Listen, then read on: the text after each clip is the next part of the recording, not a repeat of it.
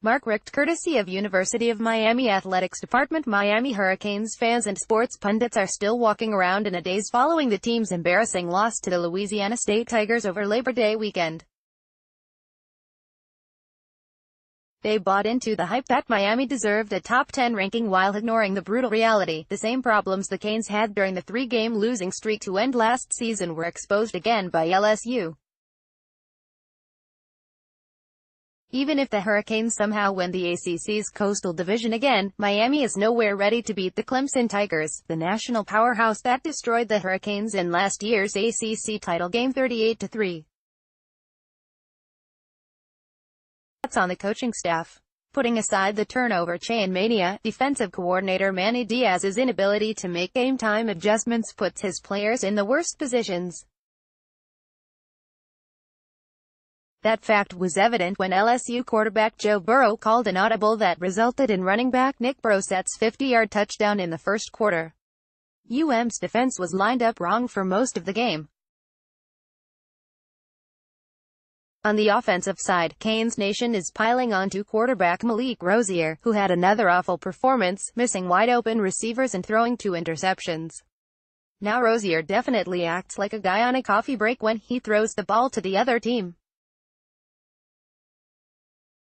He also lacks passion, playing like a rich kid who doesn't need football to feed his family. Meanwhile, his receivers are playing like their lives depend on it. They are hungry. Illustration by Alexis Aguirre. But head coach Mark Richt, who also runs the offense and calls the plays, deserves most of the blame. None of the local sports talk hosts and Canes beat writers such as Joe Rose and Will Manso wants to criticize Richt because it's still the honeymoon period. For some reason, Richt believes Rosier is the best guy to run his offense even if the senior is not the best quarterback on the team. Richt also makes questionable decisions such as waiting until the Hurricanes were down by 30 to start throwing more passes to star receiver Jeff Thomas. When Richt was coaching at Georgia, he let offensive coordinator Mike Bobo call the plays. With the coordinator's input, the head coach makes the decision as to who starts at quarterback. Because Richt wears both hats and his son is the quarterback's coach, it was a family decision to start Rosier. They believed he could do the job of taking the U back to the promised land. Obviously, they made a bad decision. The frustration is boiling over in the locker room. According to Cane Shades Radio, Richt benched Amon Richards after the wide receiver called Rosier out during halftime of the LSU game. Officially, the team said Richards injured his knee.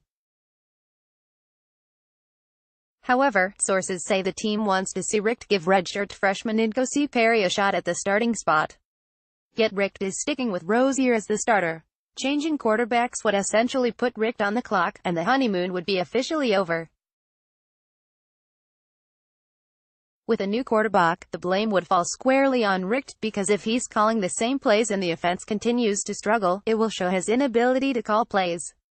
Though Richt has done great improving the U's recruiting classes, he is now in his 3rd season. That means players from his first recruiting class are now juniors.